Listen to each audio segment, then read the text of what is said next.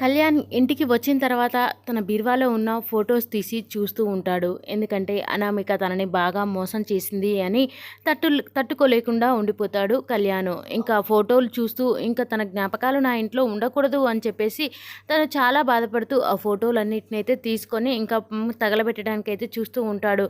ఇంకా నేను ఇంత మంచిగా చూసుకున్నాను కానీ తను ఉండలేకపోయింది అని చెప్పేసి వాటన్నిటిని తీసుకొని వెళ్ళి పెట్రోల్ పోసి ఇక నిప్పైతే అంటించేస్తూ ఉంటాడు. ఇంకా తను చాలా బాధపడుతూ ఉంటాడు. నా జీవితంలోకి ఇలా వచ్చి నా జీవితాన్ని తలకిందులు చేసి వెళ్ళిపోయింది అన్నట్లుగా తనైతే వాటిని తగలబెడుతూ చాలా బాధపడుతూ ఉండిపోతాడు కళ్యాణ్. ఇంకా అంతలోనే కావ్య అయితే ఇక అటు ఇటు వెతుక్కుంటూ కళ్యాణ్ ఎక్కడికి వెళ్ళాడు కనిపించట్లేదు అని చెప్పేసి చూసుకుంటూ అలా బయటికి వచ్చేస్తూ ఉంటుంది. అలా రాగానే అక్కడ నిలబడి ఇంకా పెద్ద మంటతో కనిపిస్తూ ఉంటాడు కళ్యాణ్. అది చూసిన కావ్య ఒకసారిగా షాక్ అయిపోయి ఏంటి కళ్యాణ్ అక్కడ నిలబడి ఏదో మంట పెట్టాడు అని చెప్పేసి ఇంకా తను అలా వచ్చేస్తూ ఉంటుంది.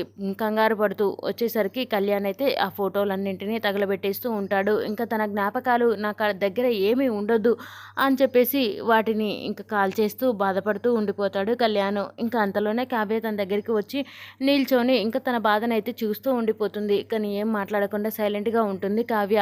ఆ ఫొటోస్ అయితే అన్నీ తగలబడిపోతూ ఉంటాయి. ఇంకా తన జ్ఞాపకాలు వద్దని తగలబెడుతున్నాడేమో అని చెప్పేసి చూస్తూ ఇంకేం మాట్లాడకుండా ఉంటుంది. మరి కళ్యాణ్తో కావ్య ఏం మాట్లాడుతుంది, కళ్యాణ్ కావ్యకి ఏం సమాధానం చెప్తాడు అనేది నెక్స్ట్ ఇలా చూద్దాం. ఈ వీడియో కనుక మీకు నచ్చినట్లయితే please do subscribe. Thank you for watching.